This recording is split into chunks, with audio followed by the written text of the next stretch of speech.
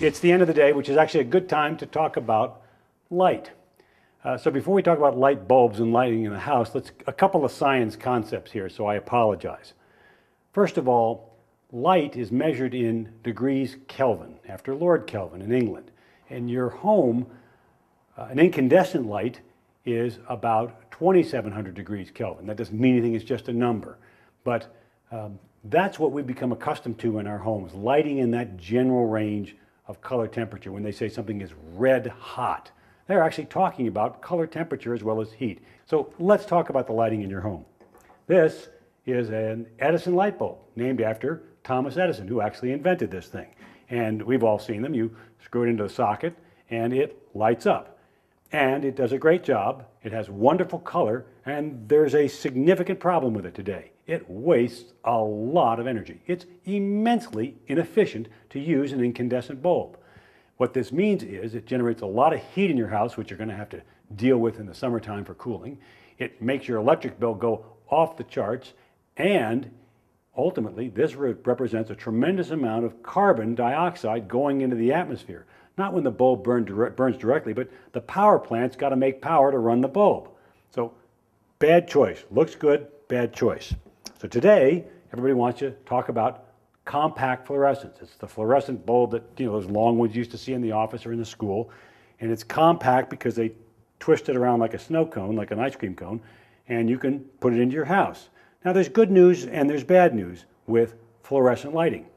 The really good news is this is about 2/3 more efficient than an incandescent bulb, meaning this uses about 1/3 the power. But like this bulb has problems. One problem is there's a tiny bit of mercury in this part of the bulb.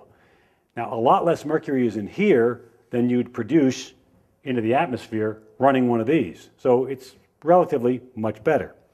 But mercury aside, there's another problem.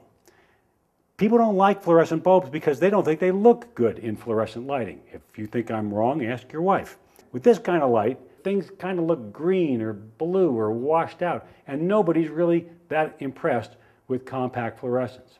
They are more energy efficient, so worst, better, but I'm going to show you what's best. This is what's about to happen in all of our lives. So let's go look at something entirely new.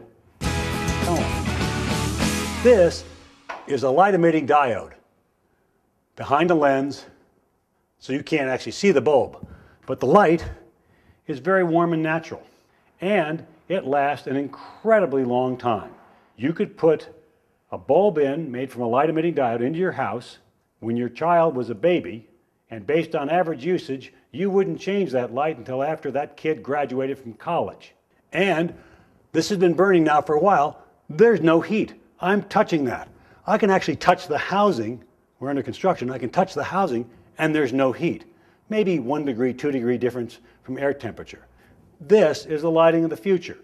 Within 3 years, 4 years from today, you're going to see in most states that the old-fashioned incandescent light bulb is probably going to be illegal. This lighting is the future in your home, and it's probably the future of our planet. We spend about 19% of our energy in this country running light bulbs. Wouldn't it be great to cut almost all of that out with something that's today 83% more efficient?